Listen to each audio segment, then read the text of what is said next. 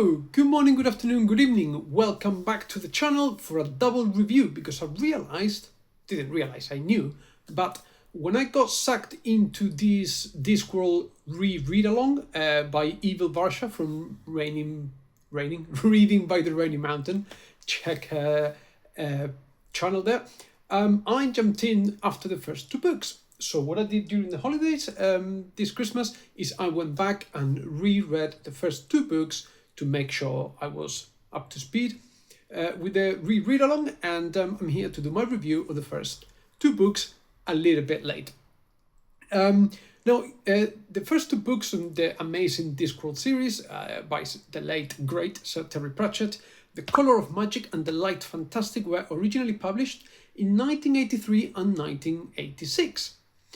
Which is really strange because the two books pretty much follow one after the other. In my mind, it should have been published as a single book. And considering how short The Light Fantastic is, which I don't know where I put it now, I need to rescue it, it should have been a single book, basically. So I wonder whether there were some sort of editorial or publishing issues there. If you know, please let me know in the comments below, because I'm not aware of them. But it feels like something went on there.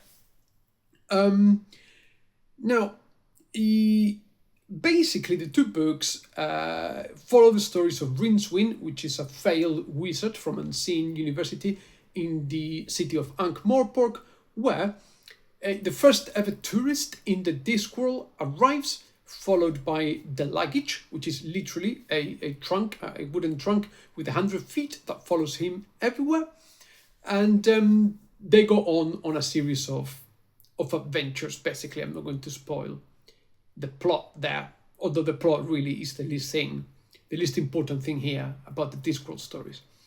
I found with these two books that there are no major deeper themes, as opposed to what you find in later books.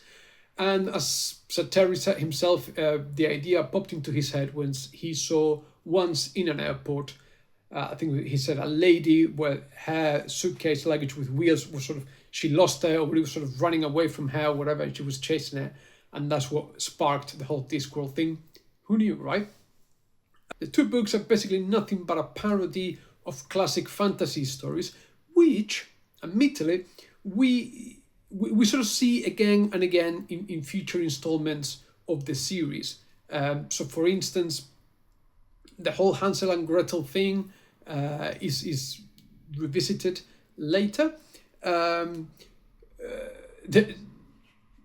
Conan the Barbarian is a parody of, obviously, Conan the Barbarian. And in the first book, which starts with a sort of events that then we flash back to understand what happened there. So we have Rincewind and Twoflower, the tourist that arrives. They are leaving Ankh-Morpork in a fire and explosions and stuff, and they meet a barbarian and the Weasel, which is a parody of Fafner and the Grey Mouser by Fritz Leiber. So there's a lot of references to sort of classic sword and sorcery literature, and I suspect even the Cthulhu mythos, and I suspect that Sir Terry Pratchett may have enjoyed a game or two of Dungeons and Dragons himself, because of a magic shop where you can buy magical items and so on and so forth. Things that caught my attention in these two books, which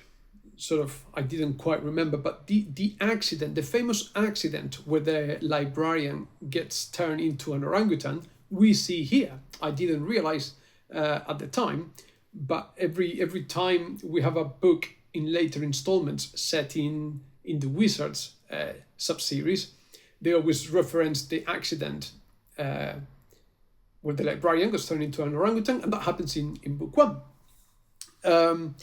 Also, if you sort of follow the series, another thing that caught my attention is that the first Arch-Chancellor that we meet here, Galde Weatherwax.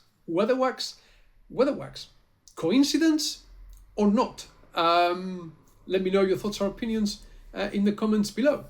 And also, the other thing that sort of surprised me a little bit is that the death that we meet in this, particularly in the first book, is not quite the death that we meet in later books. The death of later books is a bit more sort of, what's the word I'm looking for? Whenever a character dies and death appears to take him to whatever happens after death, where death is ever non-committal, whenever anyone that dies asks what comes after, we never get an answer in the Discworld series. Whereas here, in the first book, death says that there is reincarnation. So clearly, possibly, perhaps, this is like the beginnings of the series. Maybe Sir Terry didn't really have in mind that this was going to be an ongoing long series. Maybe the world evolved as he was writing it, and that's perfectly fine. But it's curious to notice that on the reread, or to be able to remember that when you're reading later books. Also, death is very matter of fact. When a character dies, he shows up, whatever, doesn't answer any questions, is very non-committal, and like I said, takes the character away. Whereas here, whenever a wizard in the Discworld is about to die, they're the only people that can see death, right? So, in a number of situations along the book, Rincewind can see death. So he's about to, but he manages to evade it for reasons. And sort of death actively pursues, like with frustration, and is trying to catch up with Rincewind, which is very much at odds with how death behaves in later books. So that felt a little bit out of place, because I've already reread and I knew the series already. If you're the first time reading it, you may not notice that change, or may become very, very subtle for you. But the things you pick up on rereads. And again with death, there's a fantastic moment in the light fantastic. There's a great joke reference to Edgar Allan Poe that if you pick it up, it's just Sir Terry was brilliant at that. He would just drop a one-liner there, and he just really does reward the wide-read reader, if that makes any sense, because he knew, he had vast knowledge of horror, fantasy, pretty much any genre, and Discworld is littered with references, and if you pick them up, they just catch you off guard off the page, and I couldn't help but smile there. I'm saying, I know what he's talking about, and it's just fantastic. So overall, though, what I've got to say is, possibly for the first time reader, these two books will feel underwhelming. Yes, they are fun, but the world is very the world is very kooky. It's all pretty weird. It's not your usual fantasy. It doesn't take itself seriously, and possibly they are not. The things get better. So, if you're thinking of diving into Discworld and you think, well, I'll start from the beginning, they're not bad books, but bear in mind, they do get better. They do get a lot better. So possibly, actually, even the third book is a lot better. And then more sorcery, weird.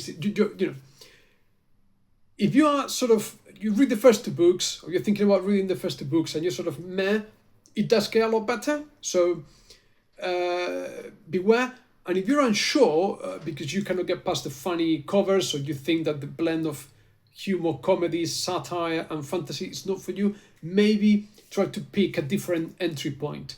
Because if you're thinking of, a 41 book series commitment is massive. And maybe, I really strongly recommend it. But maybe just start in book 3. That may be a better entry point from there. But anyway, that is all I have for today. So let me know your thoughts, your opinions, your comments on these first 2 books of the Discworld series. Please, as usual, take loads and loads of care, and I'll see you soon. Bye.